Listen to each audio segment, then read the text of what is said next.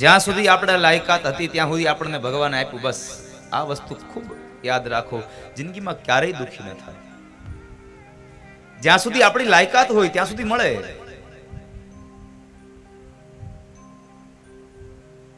અને લાયકાત પ્રમાણે જ સાહેબ મળવું જોઈએ. લાયકાત વગરનું મળી જાય ને તોય એનું બહુ ઉપાધિ થાય સાહેબ.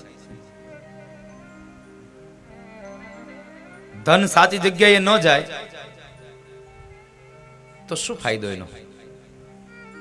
કશો જ ફાયદો નથી હોતો. કઈ ફાયદો નહીં થાય. યોગ્ય જગ્યાએ ધન જવું જોઈએ. લોભી માણસની ઘરે ધન જાય તો શું કરશો? ઉનાળામાં તમે કદાચ ખેતરમાં તમે બીજ વાવી દો, શું થાય? શું ફાયદો થાય? કશો નહીં.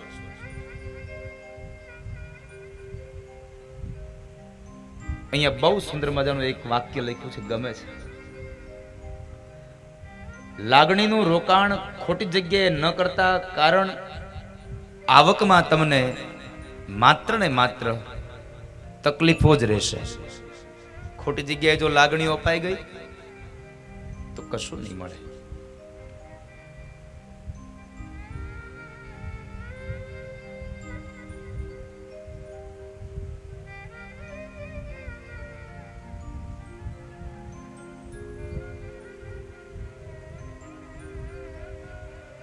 બુટાણી પરિવારના આંગણે આજે મારે કાળુભાઈ કથિરી આવ્યા છે.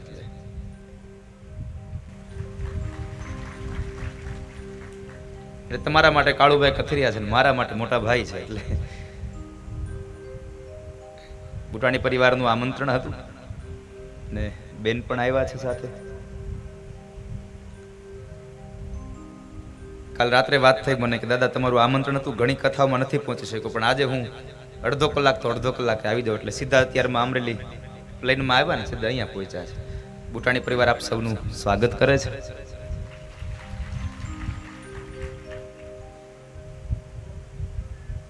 ઘણી વખત તો યજમાન આમ જીતુભાઈ ને એ લોકો મૂંઝાતા છે, આ કોણ છે? પણ મેં તમને ઓલું લિસ્ટ આપ્યું હતું ને એ માયલા હોય બધા, એટલે તમે તો ઓળખો નહીં. અને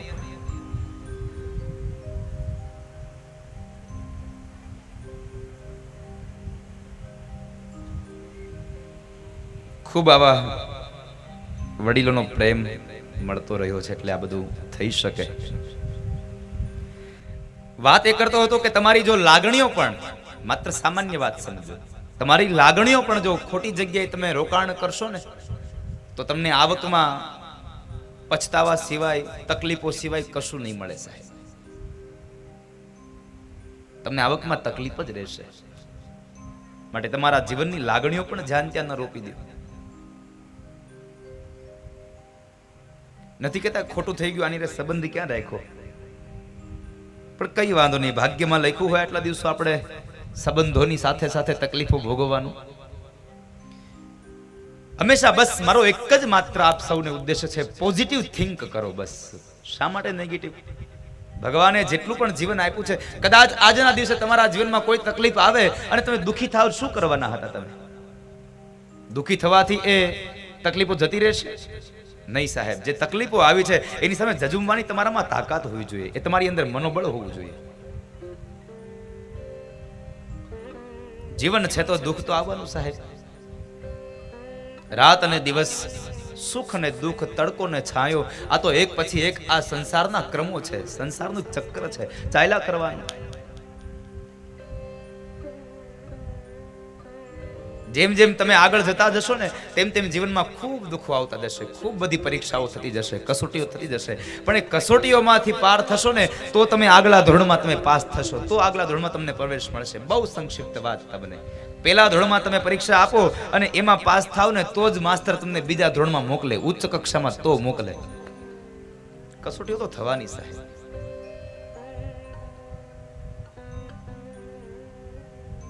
કસોટીઓના કાળમાં તમારે શું કરવું એ તમારે જોવાનું છે.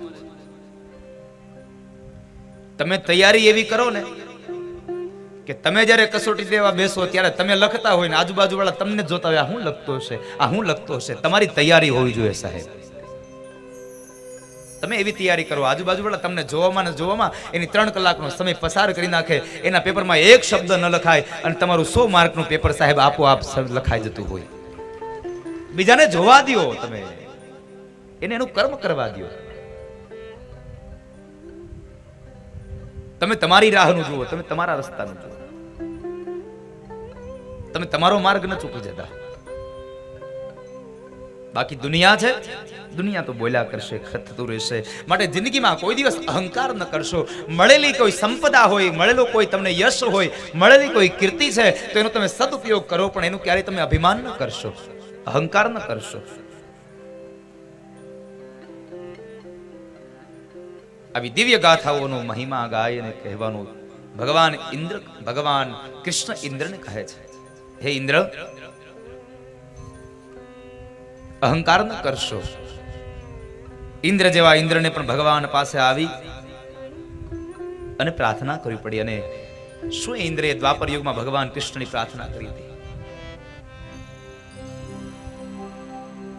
ભગવાન વેદવ્યાસે ભાગવત ઇન્દ્ર લખી છે પ્રાર્થના. વિશુદ્ધ સત્વમ તવ ધામ શાંતમ તપોમયમ ધ્વસ્તરજસ્તમસ્કમ માયામયોયમ ગુણસંપ્રવાહો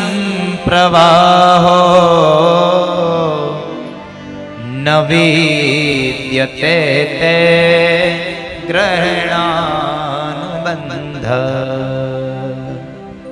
ન વિદ્યતે તે ગ્રહણાનુબંધ.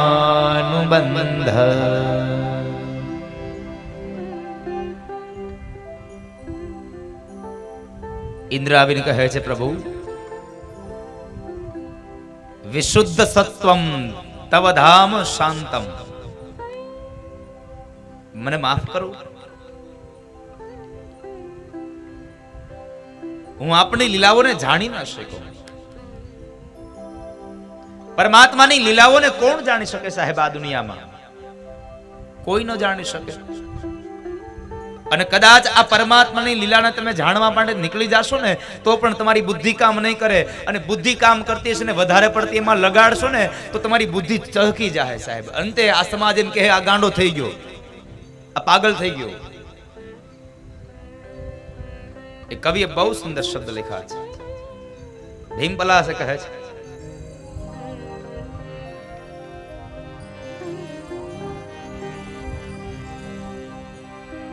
બહુ અતિશય પ્રિય શબ્દો મને ગમે છે આ પદના.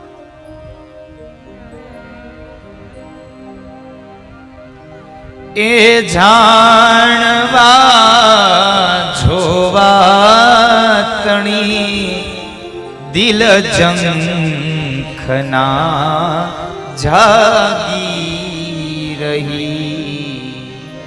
એ જાણવા જોવા તણી દિલ જંખના જાગી રહી. એ જાણવા જોવા તણી દિલ ઝંખના જાગી રહી. એ જાણવા જોવા તણી દિલ ઝંખના જાગી રહી. બ્રહ્માંડમાં ભટકી અને અંતે મતી અટકી ગઈ. બ્રહ્માંડમાં ભટકી અને અંતે મતી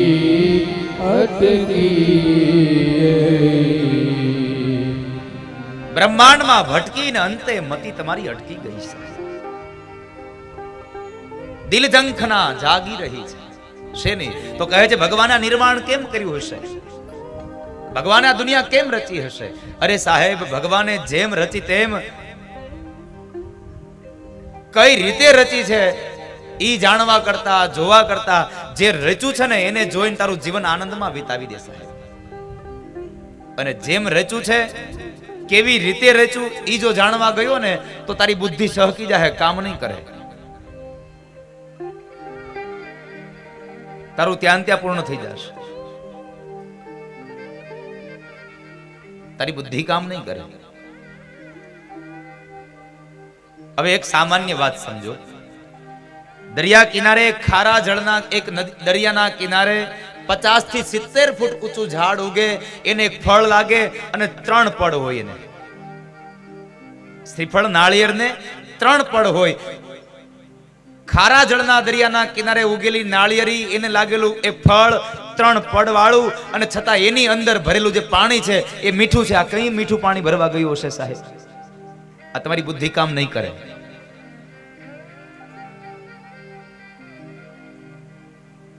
બ્રહ્માંડમાં ભટકી અને અંતે મતી અટકી ગઈ સાહેબ. માટે ભગવાને જે જીવન આપ્યું છે એને આનંદથી પતાવો સાહેબ, આનંદથી વિતાવો. શા માટે દુઃખી થવાનું?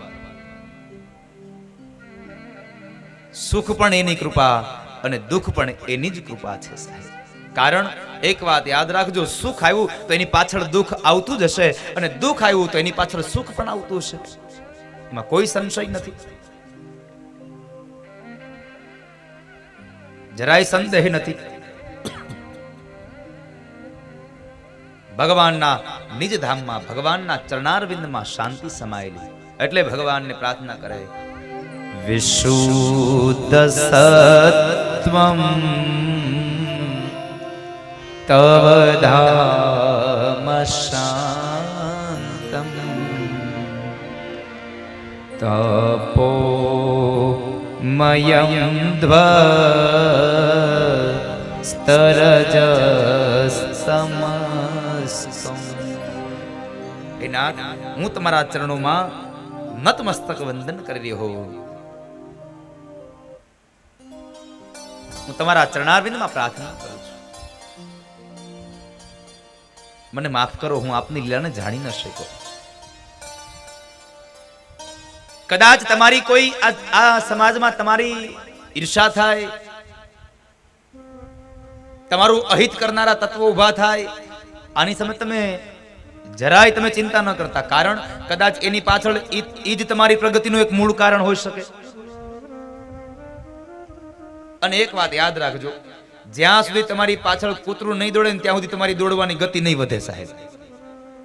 હા, આ બહુ સીધી વાત છે. તમે ચાલ્યા જતા હોય અને અચાનક પાછળથી કૂતરું દોડતું આવે, પછી આપણી ગતિ વધી જાય કે ન વધી જાય? એક વાત બતાવું તમને, સાંભળો. એકવાર એક ગામની અંદર એક કૂતરાઓ ભેગા થયા, અને મારી જે ગામના કૂતરાઓ હતા એનો જે પ્રમુખ હતો, હવે એ પ્રમુખને બરાબર જાત્રા કરવા જવાની ઈચ્છા થઈ. પ્રમુખને જાત્રા કરવા જવાની ઈચ્છા થઈ એટલે ગામના બધા કૂતરાઓ ભેગા થયા. હવ પોતપોતાની રીતે એને બધાએ સન્માન કર્યા. આપણા પ્રમુખ આજે જાત્રાએ જાય છે, આપણા કુળનું નામ રોશન કરશે. આ કૂતરામાં પહેલી વાર હોય ને જાત્રાનું, એટલે જાત્રાએ જવાની તૈયારી થઈ. એને ગામના કૂતરા વાજતે ગાજતે એને ગામના પાદર સુધી મૂકવા ગયા બધા, અને પ્રમુખ તો નીકળ્યા જાત્રાએ. જતા જતા ત્યારે ગામના કૂતરાએ પૂછ્યું કે પ્રમુખ તમે કઈ તો જાઓ, કેટલા દિવસે જાત્રા કરીને આવશો? એટલે પ્રમુખે કીધું કે 15 દી જવાના અને 15 દી આવવાના, અને 2-5 દિવસ રોકાવાના. એટલે સમજો ને કે 1 મહિના પછીના દિવસો હું પાછો આવી જઈશ. એટલે ગામના કૂતરા કહે છે અમને ખબર પડે તમારા સન્માનની, તમારા સ્વાગતની, કઈ વાંધો નહીં. પ્રમુખ તો ગયા. પ્રમુખ 1 મહિના પછીનું કઈ ગયા હતા, પણ એ 20 દિવસે તો પાછા આવી આવ્યા. કોઈને ખબર નહીં. અહીંયા બધા લોકોએ બહુ બળાપો કર્યો, બહુ દુઃખ વ્યક્ત કર્યું. અરે તમે ગયા, અમે તમારા સ્વાગતની તૈયારી કરવાના હતા, તમે એમને આવી ગયા, અમને કીધું પણ નહીં. અમે તમારા હામૈયા કરવાના હતા, અમે તમારા સામૈયા ન કરી શક્યા.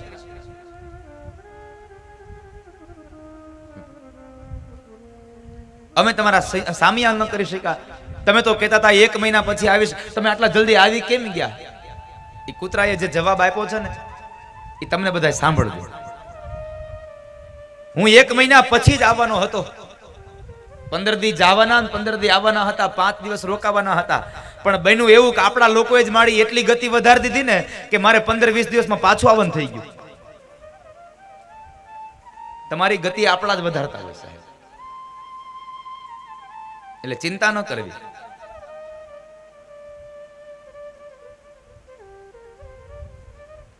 આપણી પ્રગતિનું મૂળ કારણ પણ આપણા ઈર્ષાના વાળા વ્યક્તિઓ હોય.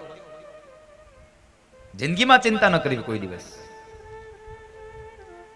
અને એક વાત યાદ રાખજો, જેને તમારી ઈર્ષા કરી છે ને એ તમારી પાસે પાછા આવશે.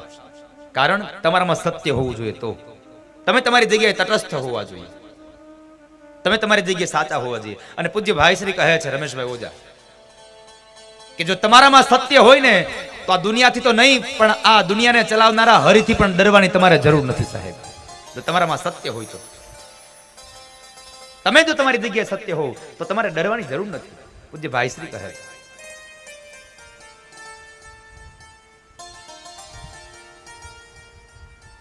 પણ તમે તમારી જગ્યાએ સત્ય હોવા જોઈએ સાહેબ.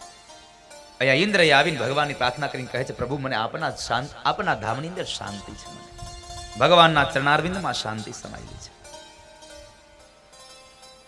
ઇન્દ્રનો અહંકાર ઉતાર્યો એ કથા સુખદેવજી મહારાજે રાજા પરીક્ષિતને બતાવી. ત્યારબાદ હવે રાસ પંચાધ્યાયની કથા આવે છે, રાસલીલાની કથા આવે છે. પણ એ રાસલીલાની પૂર્વેની એક કથા છે. બહુ નાનો એવો પ્રસંગ છે, પણ બહુ સમજવા જેવો પ્રસંગ છે. પ્રેમ પ્રણયનો પ્રસંગ છે,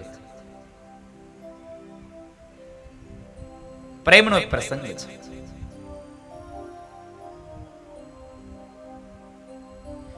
એક વખતના સમયે પેલી ગોરી રાધા અને ઓલો કાળો કાન બે યમુનાના કિનારે કદમના વૃક્ષને ટેકો દઈ ભગવાન ઊભા છે. વાંસળીનો નાદ કરે, વેણુ નાદ કરે છે. ભગવાનની આંખો બંધ છે. અને એ સમયે રાધિકાજી ભગવાનના ખભા ઉપર મસ્તક રાખી આંખો બંધ કરીને વેણુના નાદની એ સુરોને સાંભળે છે, વેણુને સાંભળે છે.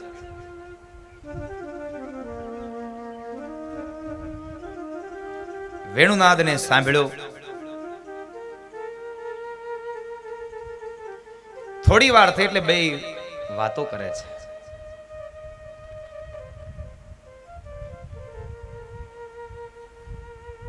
રાધિકા કહે છે, કનૈયા ચાલ ને, અહીંયા બેસ ને થોડી વાર. ચાલ દાદા. યમુનાના કિનારે બે બેઠા છે. બે પ્રેમ પ્રણયની વાતો કરે છે. હું જે આ પ્રેમની વાતો કરું છું એ દ્વાપર યુગના કૃષ્ણની અને દ્વાપર યુગના રાધાની વાત કરું છું. આ કળયુગના રાધા કૃષ્ણની વાત નથી કરતો. દ્વાપર યુગમાં જે રાધા અને કૃષ્ણ હતા એ કૃષ્ણની વાત કરું છું. એ પ્રેમ પ્રણયની વાત. અને એ પ્રેમ જે હતો રાધા અને કૃષ્ણનો, એવો પ્રેમ આ દુનિયામાં ન થાય સાહેબ. કારણ એ રાધા અને કૃષ્ણનો જે પ્રેમ હતો એ પ્રેમની અંદર કોઈ પણ પ્રકારનો સ્વાર્થ નહોતો સાહેબ. અને સ્વાર્થ હોય ત્યાં કોઈ દિવસ પ્રેમ ન હોય. અહીંયા તો બધા કહે છે પ્રેમ થયો, પ્રેમ થયો. ના, એ પ્રેમ તો સ્વાર્થ છે સાહેબ. આપણે ત્યાં પ્રેમ હોય તો કોઈ દિવસ સ્વાર્થ ન હોય, અને સ્વાર્થ હોય તો કોઈ દિવસ પ્રેમ ન હોય. એટલે કબીર મહારાજ લખે છે, પ્રેમ પ્રેમ સબ કોઈ કહે, પ્રેમ ન જાને કોઈ, સ્વાર્થ રહિત નિડર રહે, જો પ્રેમ ભીના સોઈ. સ્વાર્થ રહિત નિડર રહે, જો પ્રેમ વિનાશ હોય. જેને સ્વાર્થ નથી સાહેબ, કોઈ પણ પ્રકારની અપેક્ષા નથી. ઈ રાધા અને કૃષ્ણને કોઈ દિવસ અબોલા નહોતા થયા. લ્યો, આ મોટા મોટો એનો આ નમૂનો. અને અત્યારના રાધા કૃષ્ણને એક ઘડીક ફોન ના આવે ત્યાં અબોલા થઈ જાય. તે મને ફોન ન કર્યો એટલે હું તારી અરે નહીં બોલી. આ પ્રેમ નથી હોતો સાહેબ. આ એક માત્ર આકર્ષણ હોય, એક માત્ર સ્વાર્થ હોય છે.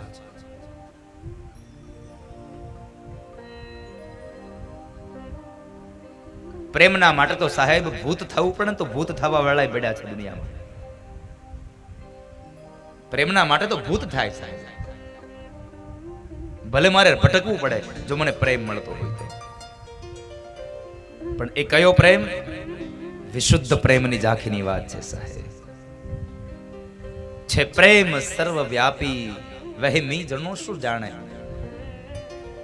જ્યારે એક અંતરથી અંતર જોડાયું છે, એક હૃદયથી હૃદય જોડાયું છે, એના પ્રેમને કોણ સાહેબ દુનિયાના વ્યક્તિઓ જાણે? વહેમીઓને ન ખબર હોય આ પ્રેમ શું છે.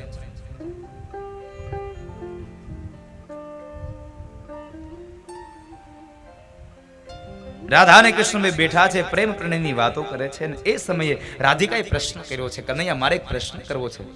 અરે રાધા બોલને, શું કહેવું છે? બીજું તો કઈ નહીં કનૈયા, મારે તને એ કહેવું છે કે હું આટલી રૂપાળી, તું આટલો કાળો, અને તોય વિચાર કર આપણા બેની જોડ આટલી જામે છે. હવે તું જો રૂપાળો હોત હારું હાર તો આપણા બેની જોડ કેવી જામત?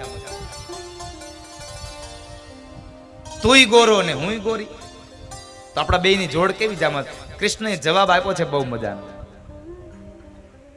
રાધા તારી વાત સાચી છે હો, હું કાળો છું, તું રૂપાળી છો, તોય આટલી આપણી જોડ જામે છે.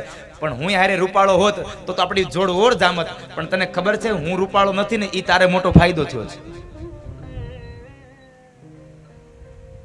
મારે શેનો ફાયદો થયો કનૈયા?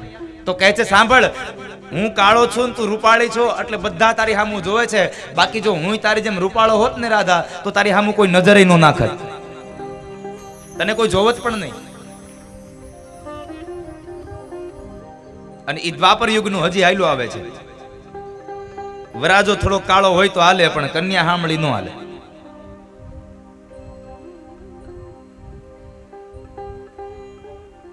કાળો પુરુષ અને રૂપાળી કન્યા, એ તો રાધા કૃષ્ણની જોડ છે. અને આ દુનિયામાં આપણે કોઈકને બિરુદ આપવામાં તો જરાય પાછા ન પડીએ હો, તરત જ આપી દઈ.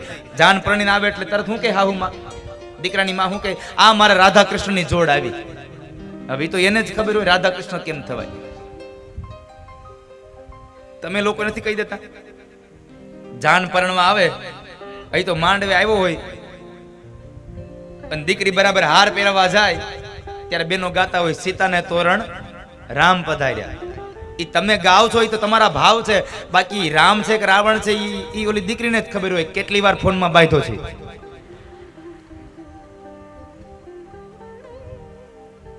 ઈ દ્વાપર યુગના ત્રેતા યુગના રામ અને રાવણ, એને રામ અને સીતાને કોઈ દી બાંધવા નહોતું થયું.